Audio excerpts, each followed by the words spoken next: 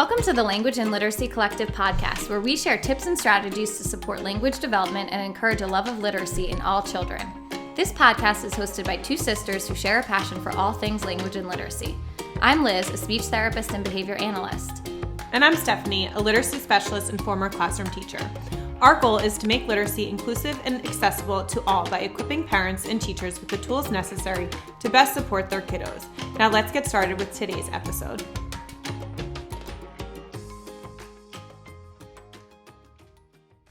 Hi everyone, we are so excited to join forces and be recording our very first episode of the Language and Literacy Collective podcast. Just as our intro said, we are sisters, both with a passion for language and literacy. I'm Liz, and I'm here with my sister Stephanie.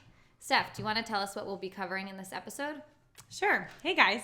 On today's episode, we are going to go into a little more detail about who we are, our professional experiences, and how they have brought us to our passion for both language and literacy, as well as the goals for our podcast.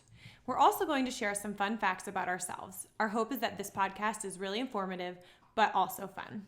Liz, do you want to start by telling a little about yourself? Sure. So I am a pediatric speech therapist and behavior analyst, and I live in northern New Jersey in the Morristown area. I went to Penn State for undergrad and grad school to study speech-language pathology. And I spent most of my 20s living and working outside of Philadelphia for an organization that I actually still currently work for called the Chester County Intermediate Unit. And I was working primarily with a lot of students with autism and had the opportunity to learn about the science of applied behavior analysis. And once I learned more about ABA, I realized how beneficial it was in teaching across really all populations, but it especially equipped me with the knowledge and skills that I think I was lacking in order to best support my students with autism and other complex communication needs. So it was about 5 years ago that I decided to pursue certification to become a behavior analyst.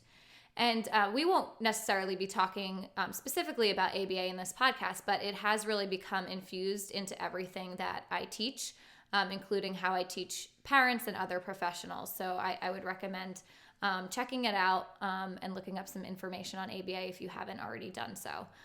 So anyway, fast forward a bit, and I decided to move back to New Jersey. So Stephanie and I are originally from New Jersey. So I decided to move back, and I still work for the Chester County Intermediate Unit in a role that primarily includes training and consultation to teams of teachers, speech therapists, and staff that are using ABA to teach students with autism, as well as training and consultation on the use of telepractice to deliver special education services.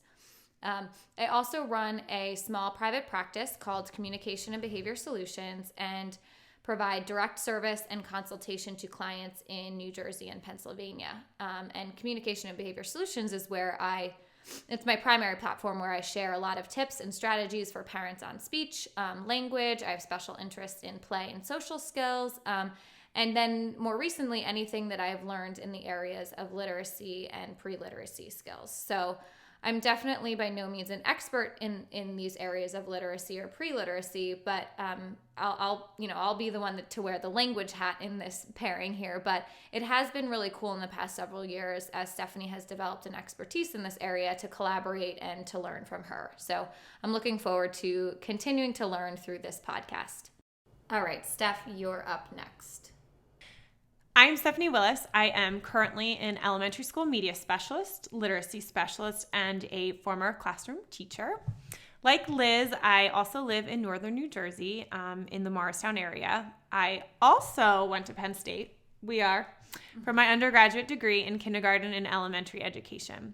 After graduating from Penn State, I started my teaching career as a second grade teacher in Westfield, New Jersey. During my second year teaching, my classroom was chosen as a lab site classroom with the Teachers College Reading and Writing Project. And that year, I really fell in love with teaching literacy. I decided to enroll in the Literacy Specialist Master's Program at TC and alongside the Teachers College Reading and Writing Project. During my time at the Teachers College, a first grade position became available in my school, and I jumped at the opportunity to really learn about the foundational aspects of teaching literacy. After graduating from TC, or the Teachers College, and in addition to being a classroom teacher, I served as a district literacy coach in Westfield. It really became clear that teaching literacy was my passion, so I started to look for full-time literacy coach positions in and around where I lived. During an interview for a literacy class position, the principal asked what my dream position would be, and I responded by saying that I'd have the students come to me for interactive read-alouds. If you follow along at the Literacy Party, my Instagram handle, you will know that interactive read-alouds are kind of my jam. I would then have students read independently, and I would run conferencing or run small groups with students. It would require me knowing the ins and outs of all the units of study. It would require working closely with all the teachers and getting to know the students' individual needs as readers and writers. I dreamt up my perfect position that day and later realized that I could have that as a district media specialist. I'm unbelievably grateful that I am currently in my dream job as a school library media specialist. I am able to really form real relationships with my students, and I get to share my most favorite books with them, and I get to teach the foundational aspects of reading as well as more complex content. I also get to work really closely with the teachers and pick up where they leave off in regards to their literacy instruction.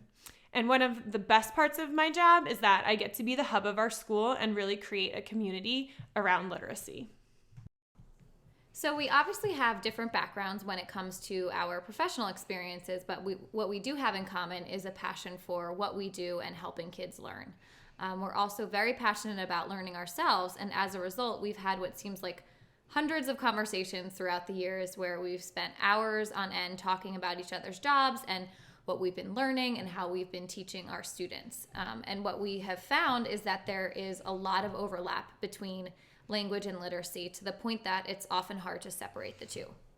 Yeah, so, that is something that I've definitely realized too, the connection between language and literacy.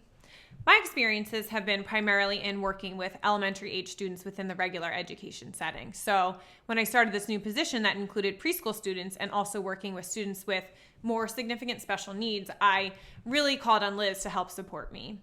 I found that most of what I needed to do to support the younger students and students who had developmental delays was to, one, focus on encouraging a love of literacy, and two, making sure that they had a strong foundation in order to be successful in the literacy experiences that I was providing.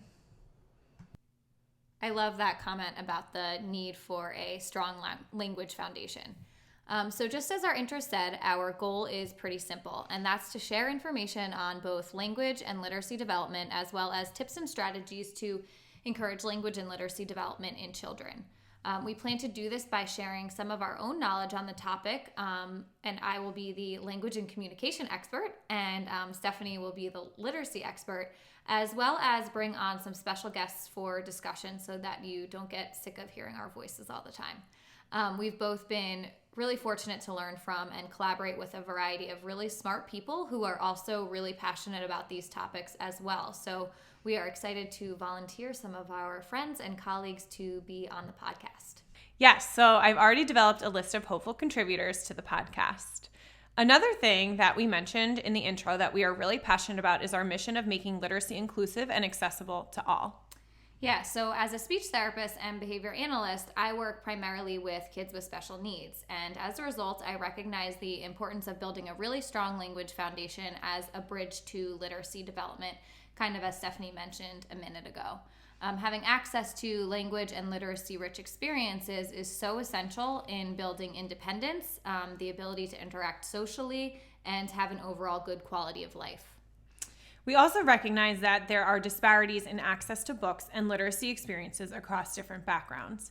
We are hoping that sharing our knowledge through this podcast is one way that we can address some of these challenges with inclusion and accessibility, that we can provide all parents, teachers, and caretakers with some of the tools necessary to provide those language and literacy-rich experiences to their kids. We also recognize that we have more to learn on the topics of inclusion and accessibility, so we will be bringing special guests onto the podcast that can help support us in this mission. Okay, so I think that covers it for now. We are going to do one more segment before we wrap up, and it's called Fast Facts. So we each thought of 4 easy and fun questions for each other, and then one question that's a little bit more related to our profession. Okay, so Steph, you're up first. First question is, if you could only eat one meal for the rest of your life, what would it be? That is one of the easiest questions I've ever been asked. So you guys don't know me, but if you did know me, I am a huge Chips Ahoy fan. And it's like my biggest guilty pleasure. I love Chips Ahoy more than anything in this world.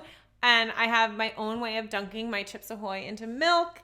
And 100% my last meal or only meal that I would ever eat again would be Chips Ahoy cookies. Okay. And milk. So this proves how well we know each other, because my fourth question that I'll skip to is, would you rather give up wine or Chips Ahoy cookies for a year? Okay, so I could give up Chips Ahoy cookies. Ooh, this is really hard. So like I love wine and I love Chips Ahoy cookies. I think it would be harder to give up wine just because of how social I like to be. And you eat your Chips Ahoy cookies alone in the dark? I eat my Chips Ahoy cookies, actually, yes, when I'm alone. So wine, I think, would actually be harder to give up because I do have wine socially quite often. Okay. All right. I'll take it. So two answers down. If you could teleport to one place right now, where would you go? If I could teleport to one place, let's see. So there's a bazillion places that I would love to go to. I would have to say...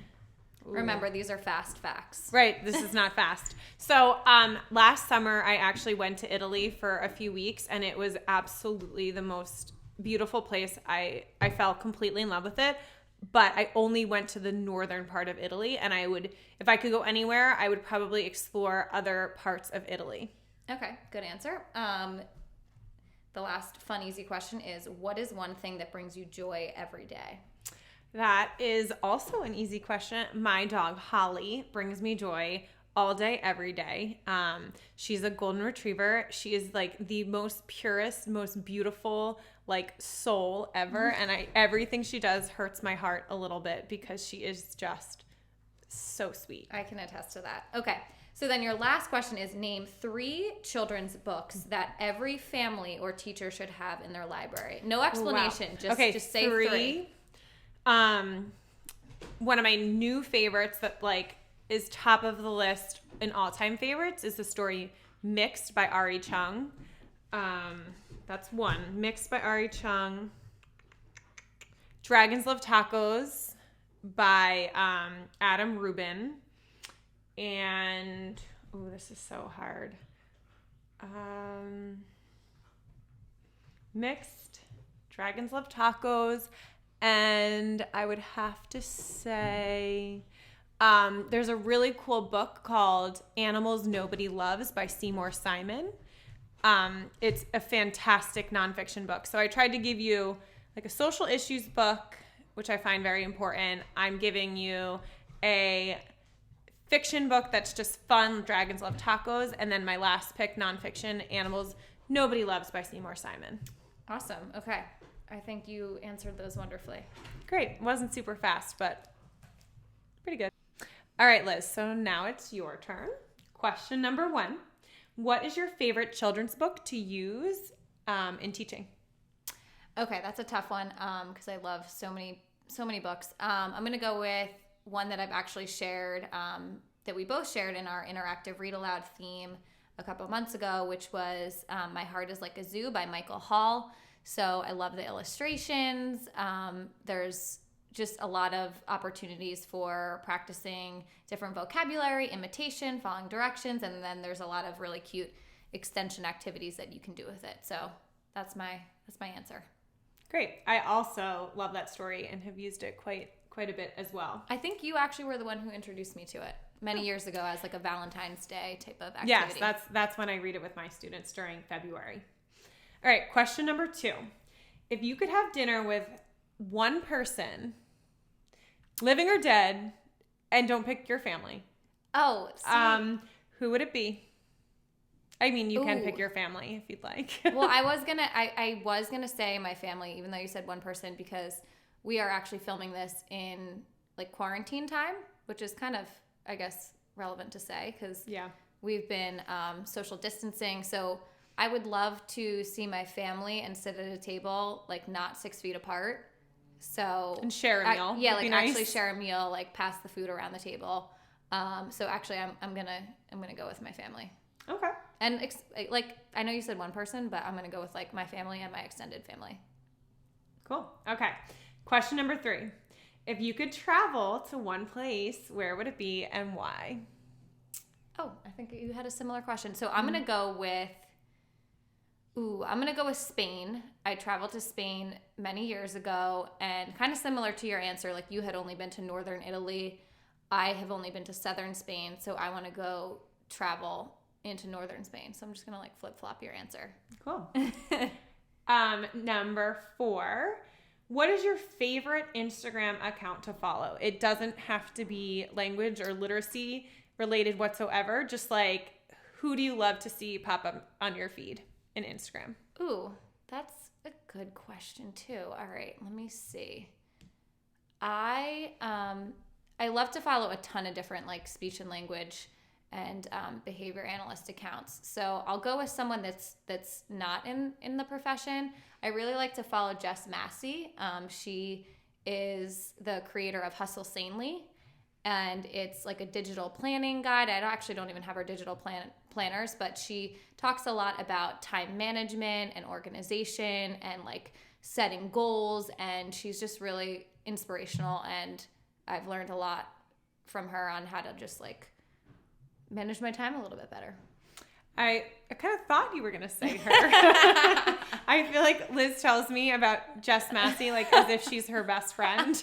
She'll like call me to tell me things about Jess Massey on a daily basis. Yeah, I actually, before we started recording this podcast, messaged her to be like, hey, what podcast equipment should we get? So she's awesome. Cool. Number 5, where is the first place you're going to go post-quarantine? Like, and not your family's house. Okay, not my family's house. And maybe not a trip. Maybe somewhere like in your community that's important to you. Okay, I'm going to go to our local hangout that we go to all the time. It's called Sterling Tavern, at Sterling Tavern, if you're listening. Yeah. And it's just where we go with our friends a lot and always have such an awesome time. It's our home away from home, so we've been missing it. So that's my answer. Yeah, so I literally cannot wait to go to Sterling Tavern and have their burger bites. So that wraps up our Fast Fact segment. We want to thank you all so much for tuning in. Liz and I could talk about language and literacy to no end. We both spent the last 9 years sharing about our professional experiences, and so often our experiences have overlapped. We're excited to share that the next episode of the Language and Literacy Collective podcast will be about the connections between language and literacy. If you're looking for information between podcast episodes, you can visit us on our social media accounts, on our shared account at Language and Literacy Collective, on Stephanie's account at The Literacy Party, or on my account at Communication and Behavior Solutions. Again, thank you so much for tuning in, and we will chat next time.